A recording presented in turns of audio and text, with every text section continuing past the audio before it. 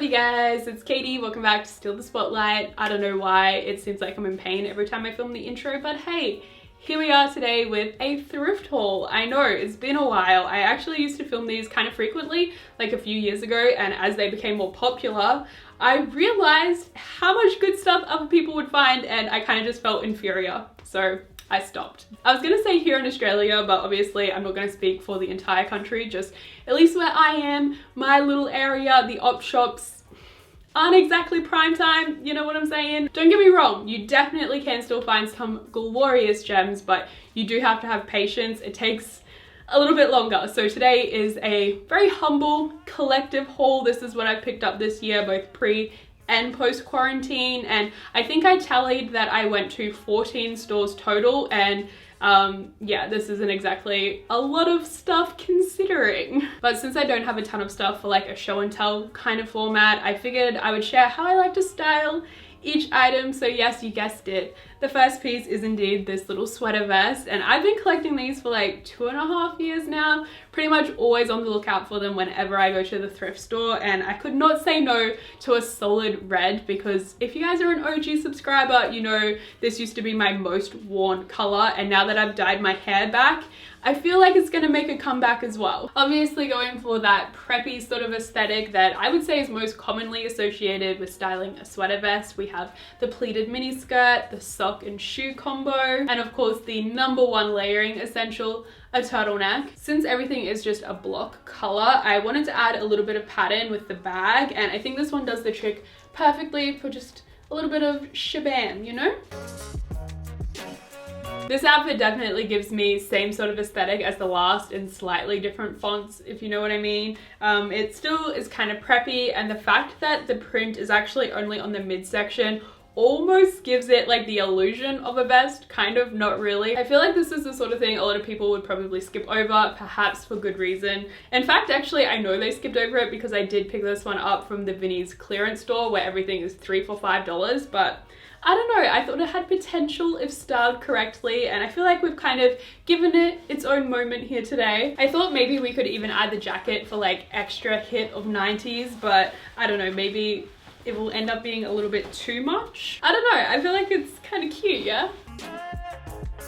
This top was giving me major Disney star in the early 2000s sort of vibe, so I decided to kind of take that on with the rest of the styling, and I feel like I ended up embodying maybe Kate from Lizzie McGuire. This top was actually $11, which is pricey compared to most shirts, but I can kind of see why, because considering how delicate it is with the mesh and the sequins, it's actually in super good condition. But yeah, this is definitely pushing me to film like a 2000s Disney star kind of lookbook. It has been on my to film list for probably a year now, so I know you've heard it all before, but this is your friendly reminder. Make sure you're checking in all areas of the thrift store. This I picked up in the sleepwear section. I assume it was part of like a little lingerie set at one stage, but I think it makes such a beautiful little capelet moment. At first I was kind of worried about styling it too bedroomy, and then I ended up saying screw it and went all in because I styled it with this slip dress underneath. Throwing on the boots instead of going for a thin heel kind of balances the look out, but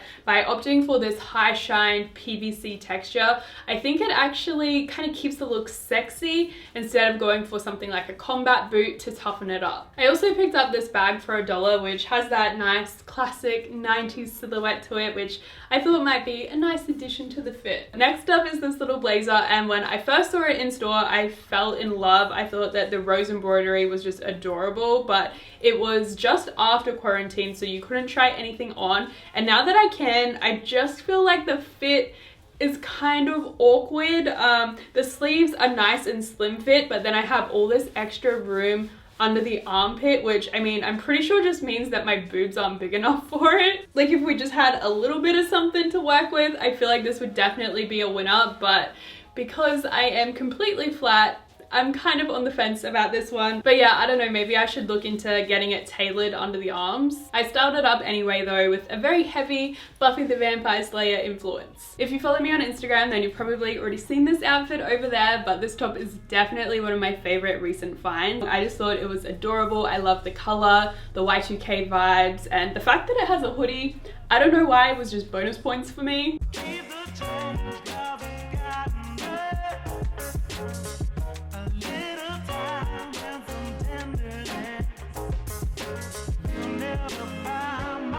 From one pink top to another, and I'm not actually sure on the exact name of this style of shirt, but you see them all over the place in Brisbane op shops. I swear there must have been a point in time where everyone in the city was just wearing the exact same shirt in different shades, but this is actually my first time purchasing one. I guess I was just in the mood for pink tops. I think I'll team it up with the pink go-go boots you see in the corner, and yet again just look like I'm off to a 2000s Disney casting. While I have the right color theme going on, I want to show you probably one of my most exciting finds, which is these little like door hangy thingy-majiggies that everyone had in their bedroom in the early 2000s. Pretty similar to the beaded ones I have in the background, but just on a bigger scale. They are in need of a little TLC. The plastic cutouts themselves are in perfect condition, but they're just missing some of the little loopy connectors. So once I sort that out, I'm sure that you'll be seeing these in the background of a video coming to you very soon. So quite the dramatic change of pace now. Definitely not my usual style, at least not since like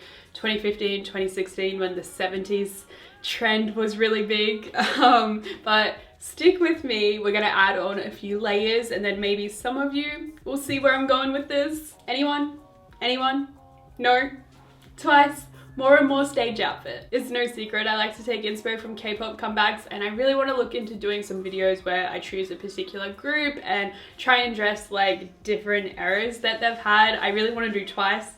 Obviously, this is a sneak peek, and also NCT, very high on the list. I cannot express how much I love this cozy knit sweater. I picked this one up pre-quarantine, so I can't remember the exact price. I think it was between $9 to $12, but I thought it was such a steal because I had been seeing so many on places like Style Nanda going for like $70 plus, which you might have already recognized this from my Style Nanda inspired outfits video. This was just too nice to like sit in the corner waiting for this haul. It needed its own moment to shine. I actually wore it pretty similar again today because I'm a huge fan of this silhouette. I like that baggy oversized sweater teamed with the flowy midi skirt. I don't know, something about it.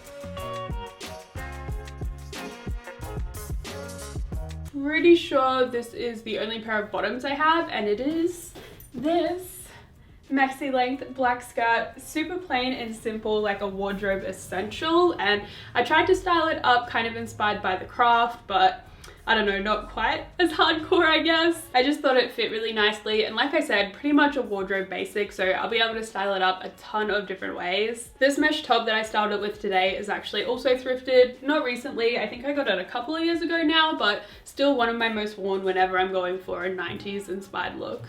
This dress just has me feeling like some sort of Disney princess pre-transformation. Could also be a pixie frolicking through the forest, which, I mean, I feel like I'm kind of just describing an updated Tinkerbell perhaps. I'm not sure if this is just my personal taste, but I do think a small alteration could make this even better. As you can see, the skirt of the dress kind of sits low-waisted at the moment, and I think if we were just to gather the sides, scrunch it up a little bit extra so it sat at more of a mid-rise, it would just be a little bit more flattering. Yeah, I feel like if it sat more like this, that would definitely be a look. The only problem is I still don't know what shoes to style with it, so currently we're sticking to the barefooted fairy, which really just makes me want to prance around for some reason.